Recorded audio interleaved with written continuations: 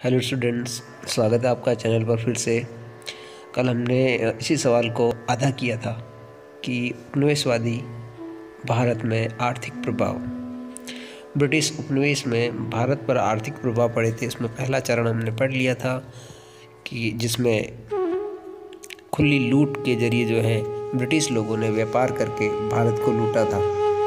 दूसरा चरण जो हम देखते हैं मुक्त व्यापार से रिलेटेड था, इसमें सिर्फ नाम तो मुक्त व्यापार दिया गया था, लेकिन ब्रिटिश लोगों ने भारतीय हथकरघा उद्योग को नष्ट कर दिया था, भारतीय घरेलू उद्योग को नष्ट कर दिया था। हाथों से निर्मित वस्तुएं जो ज़्यादातर कॉस्टली होती थी, यानी ज़्यादा महंगी होती थी, और महंगी होने के उपरांत भी ब्रिटेन में यानी यूरोपीय देशों में जो इसकी मांग बहुत ज़्यादा थी, इस प्रकार के स्थानीय उत्पादों को बहुत ज़्यादा कर लगा कर रोक दिया गया और ब्रिटिश मशीनों का माल जो है वो भारत के अंदर बिना किसी कर के या मुक्त व्यापार के जरिए जो है भारत में सस्ते दामों में पहुंचाया गया।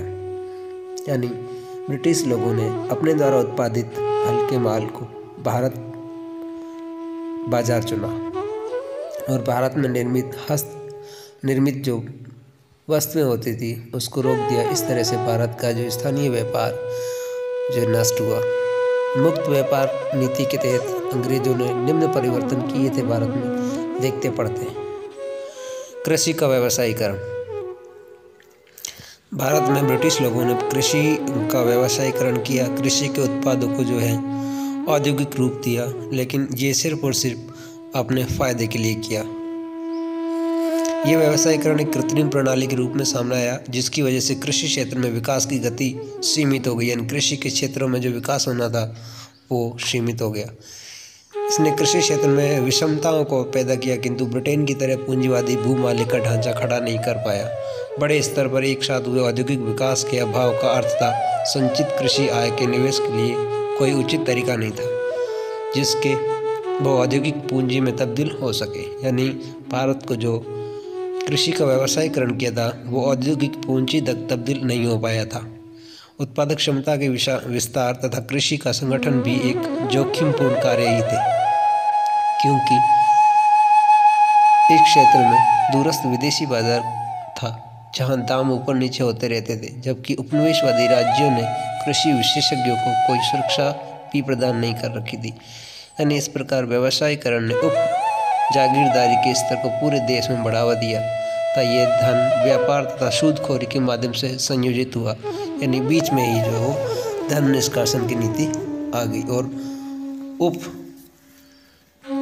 जागीरदारी की वजह से जो है वो संपूर्ण लाभ या अंशतः लाभ ही किसानों को मिल पाता था। चलिए देखते हैं। व्यवसायीकरण की इस तथाकथित व्यवस्था अक्सर शोषण वाली तथा गुलाम की तरह काम करने वाले श्रमिक के द्वारा काम करवाया जाता था, जिससे पूंजीवादी कृषि की अपेक्षा थी। असम के बागानों में चाय का उत्पादन होता था, जिनके मालिक गोरे हुआ करते थे तथा वे इकरारनामे के तहत बंधे श्रमिकों का प्रयोग करते थे जो दास के समान कार्य करते थे। यानी अंग्रेजों का डंडा हमेशा ही भारतीय किसानों पर रहा। कृषकों को बहुत ज़्यादा परेशान किया जाता था और इसी वजह से 1859 में नील खेतों में जो विद्रोह हुआ। भारतीय किसान नील उत्पादन नहीं करना चाहता था और अंग्रेज ज़बरदस्ती से नील उत्पादन के लिए उन पर दबाव बना रहे थे। इस वजह से जो है भारतीय किसानों ने विद्रोह किया। भारतीयों से ज़बरदस्ती जो है पैसा उगाने वाले फसलों की खेती करवाई जाती थी, जिससे कि भारतीय किसानों का बहुत कम लाभ होता था।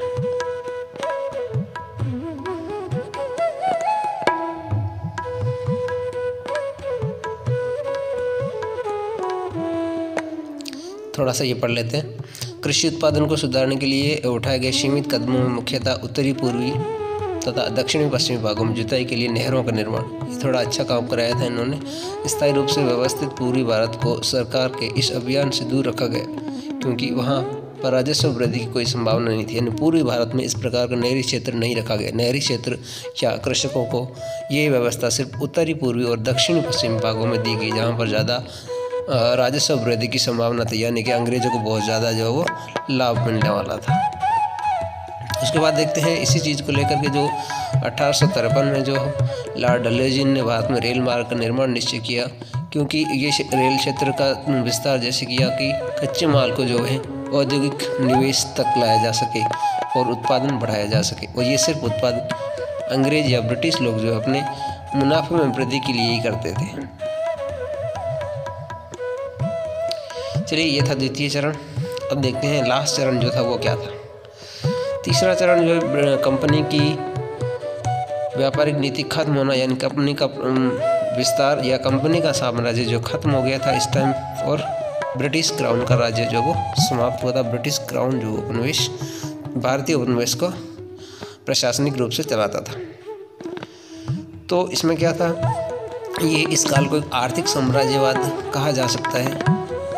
और ब्रिटिश पूंजी का जो उपनिवेश में निवेश हुआ, ब्रिटिश पूंजी जो है इस उपनिवेश में निवेश हुई, जिसमें ब्रिटिश बैंकें, आयात निर्यात संस्थान, प्रबंधक या प्रबंधन सेवा जो है उस प्रकार का तंत्र बढ़ा, यानी पैसे जो है वो उधार लिए जाते थे बैंकों से और उद्योग पर निवेश किए जाते थे, यानी उत्पादन पर जो निवेश किए जाते। लेकिन इसमें एक बहुत बड़ी गलती की थी कि ब्रिटिश उपनिवेश भारत में जो है बैंकें, आयात निर्यात संस्थाएं ये ऋण जो देते थे किसानों को, गौरों को बहुत ज़्यादा देते थे, किसानों को बहुत कम मिलता था, यानी भारतीयों को नहीं के बराबर मिलता था।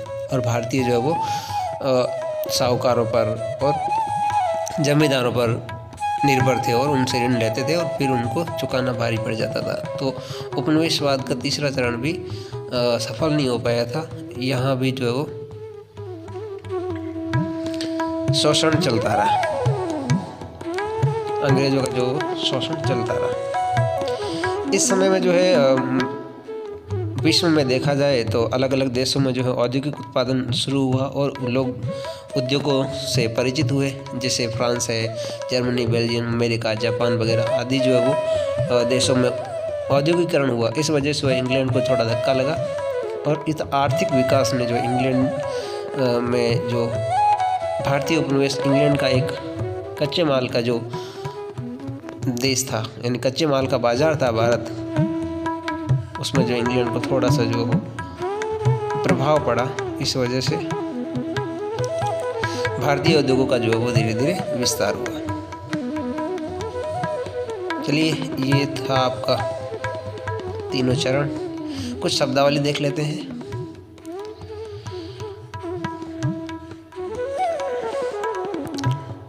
व्यापारवाद 16वीं शताब्दी 18वीं शताब्दी में यूरोप में प्रचलित एक आर्थिक सिद्धांत, जिसमें राज्य उपनिवेश के माध्यम से सोने चांदी का प्रवाह सुनिश्चित करता था तथा व्यापार एवं संसाधनों पर नियंत्रण रखता था। बुलियन का मतलब होता था बहुमूल्य धातु के रूप में संपत्ति, जैसे सोना और चांदी, यानी ये बहुमूल्य धातु जो बुलियन कहलाती थी। दीवानी का मतलब राजस्व एकत्रित करने का अधिकार, यानी किसी पर्टिकुलर भूमि पर कर टैक्स करने का अधिकार किसी एक को दिया जाता था तो वो दीवानी कहलाता था। तालुकदार किसे कहा जाता था? ब्रिटिश शासन से पूर्व ग्रामीण क्षेत्र में राजस्व अधिकारी को तालुक कहा जाता था या तालुकदार कहा जाता था।